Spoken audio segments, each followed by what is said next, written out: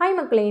நார்மலாக நான் வீட்டில் சமைக்கிறேன்னு வச்சுக்கோங்களேன். என் சமையல் வந்து அவ்வளவு டேஸ்ட்டாக இருக்கும். வீடே மணக்கும். ஏன் தேனி கம்பத்தில் இருக்கிறவங்க கூட வீட்டுக்கு முன்னாடி வந்து நிற்போம் அப்படிங்கிற மாதிரி அவ்வளவு டேஸ்ட்டாக இருக்குங்க.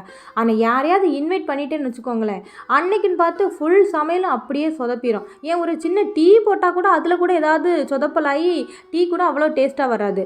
நான் வேறு என்னுடைய நார்த் இந்தியன் ஃபேமிலி ஃப்ரெண்டை இன்வைட் பண்ணியிருந்தேன். அதில் ஹஸ்பண்ட் வந்து நான்வெஜ் சாப்பிடுவாங்க, ஒய்ஃப் வந்து நான்வெஜ் சாப்பிட மாட்டாங்க.